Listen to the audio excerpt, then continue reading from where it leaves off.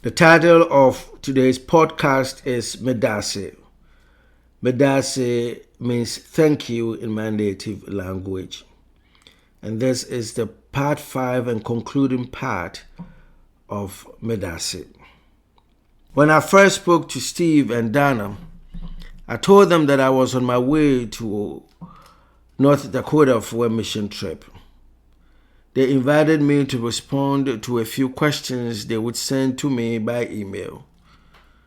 I spent part of my time on the mission trip to respond to the questions they sent me. The responses formed the basis for the ongoing conversations with the members of the search committee and eventually the vestry. What most intrigued me was the fact that my interactions with the search committee and vestry made me feel that Christ Church would be a natural fit. Interestingly, some of the members of the search committee who made a trip to Philadelphia to worship with me at the toasty St. Paul's also felt the same way. Much as I believe that I have found the kind of congregation that I was looking for, there was some hesitation on my part. From the moment I first saw the posting of the search for a new rector for Christ Church, up until the last day of the deadline for the submission of documents expressing an interest, I had resisted sending my documents because I figured I wouldn't be called, so why bother? I am not exactly sure what caused me to change my mind on the last day of the deadline, but I probably countered my earlier argument that the worst the search committee or the vestry could do was to say no. So, what the heck? Apply. And applied I did. And that I believe has changed my story and yours. I have no doubt in my mind, when I received a call from Sonny with the good news of my call to serve as rector, the Christ Church was taking a huge gamble. I had never served as rector before. The closest I have been to serving as rector was when I was a vicar of St. James Anglican Church, Bogoso, Ghana. It really surprised me that such a historic and important congregation would take this huge gamble. And so to the search committee and the vestry, Medaase. The awareness of this huge risk that Christ Church took did weigh on me, and I had to carry this joyous burden of proving and reproving that Christ Church made the best decision. As a result, I have wholeheartedly embraced the opportunity to pour my heart and soul into our ministry, often stretching us to limits we never thought possible, and to welcome life-giving ministries that speak of the caliber of people we are. Faithful Christians who, at the barest minimum, want to live out the good news of God in Christ Jesus.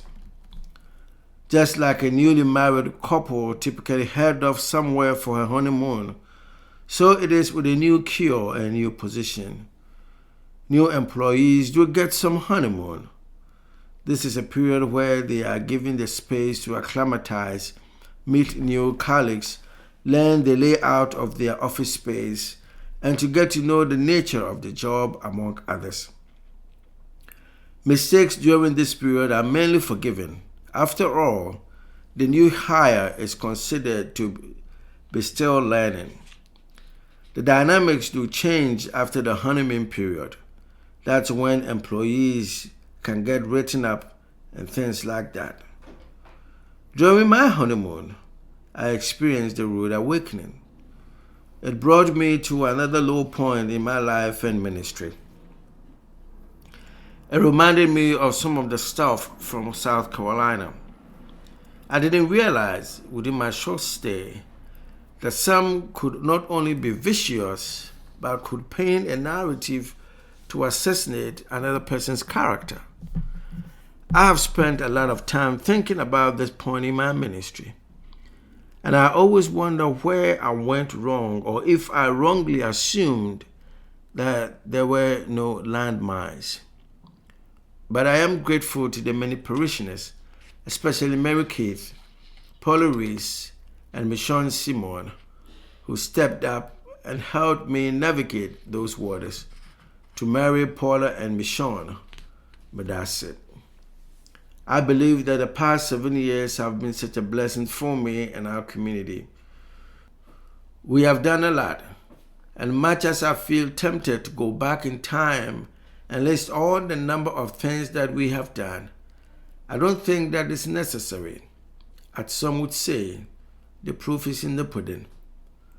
And if you want to know the depth of our ministries, just wait for our announcement time. It's Sunday.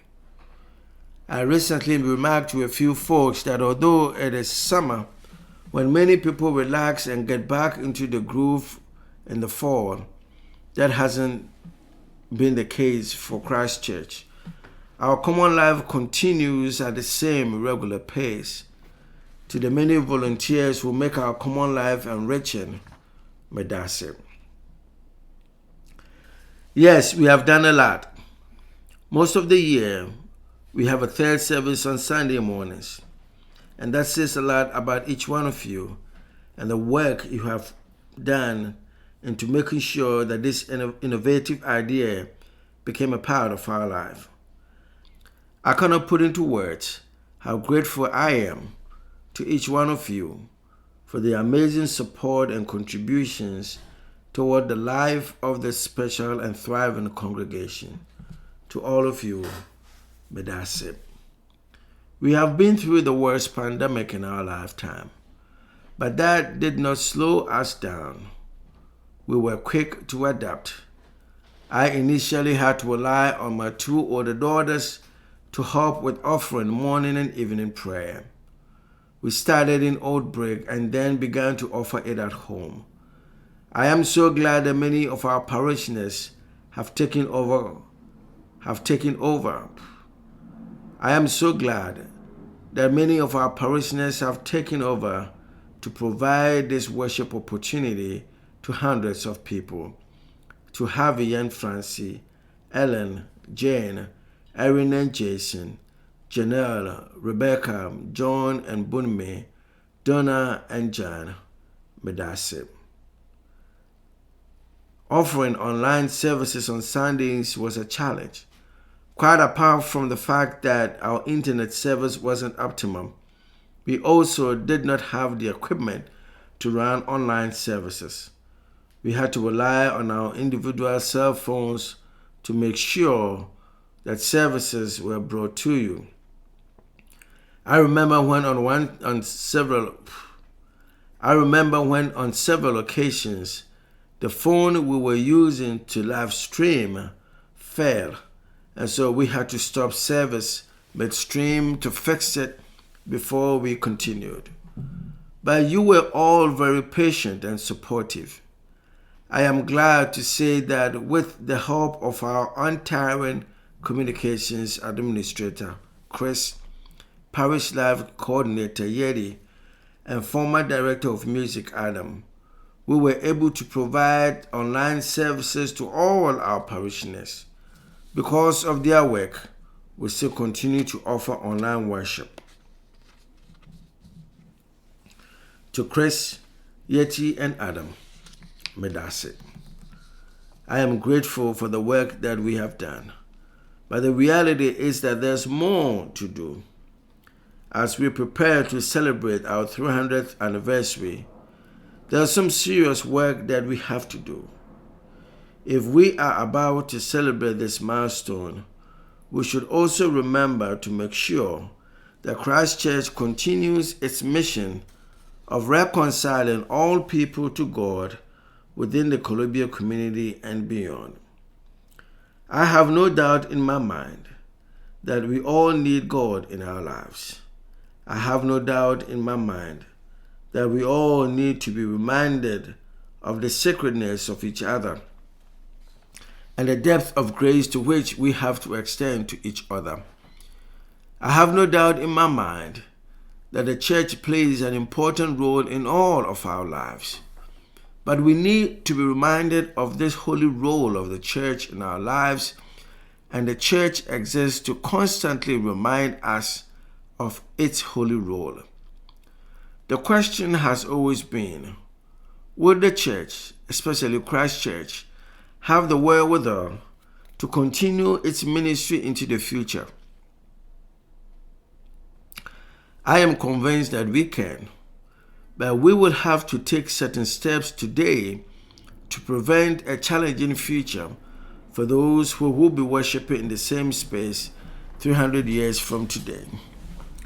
I have no idea what the parishioners, led by the Reverend McGill, thought when they were working to establish Queen Caroline Parish, the former name of Christ Episcopal Church.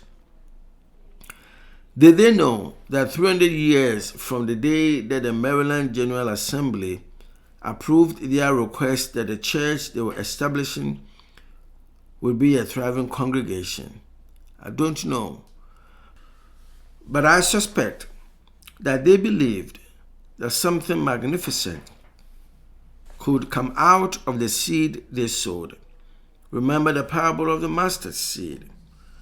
To Reverend McGill and the early pioneers of Queen Caroline Parish, Medaase, since we believe that they sowed a seed, which we enjoy the fruit, we too can sow a seed so that those who come after us may enjoy the fruit of the seed. Over the past several weeks, I have been working with the vestry and a task force which is made up of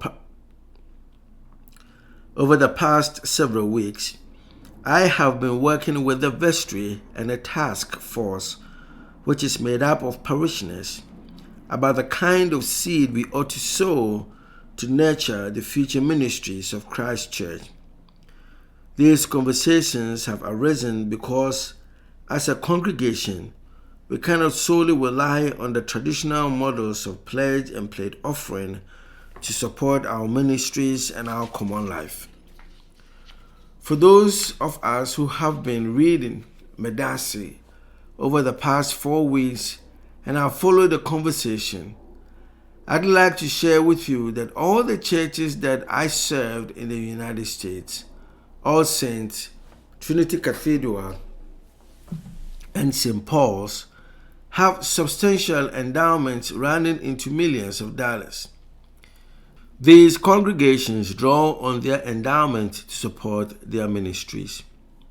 Unfortunately, Christ Church doesn't have an endowment, and so we have to rely entirely on your kind generosity to keep running. But the reality is that this particular model, based on the trajectory of many churches, isn't sustainable. For that reason, we have to devise plans that would help us diversify our income stream so that we will always be in a position to support ourselves for years to come. Sometime last week, a parishioner who works for the local library called to interview me. One of her questions was, how do I see myself in Christ Church in 5 years? My response to her was that I want to see Christ Church as a thriving community of faith that has enough bandwidth to support itself for years and years to come. During the lull of the summer months, the vestry and task force will be holding 5 small group meetings at the homes of parishioners, 2 small group meetings at the church, and 2 meetings on Zoom. The vestry is still working on the dates, times, and venues for the meetings that will be held in homes, but that information will be published as soon as possible. It is my prayer that each of us will find it useful to participate in these gatherings. I believe that it is critically important that we commit ourselves to the future of our church, and I pray that we will secure the absolute support of each of you in this endeavor. And so, to all of you, Medaase, I am eternally grateful to each of you for being a part of my 25-year ministry. Medaase.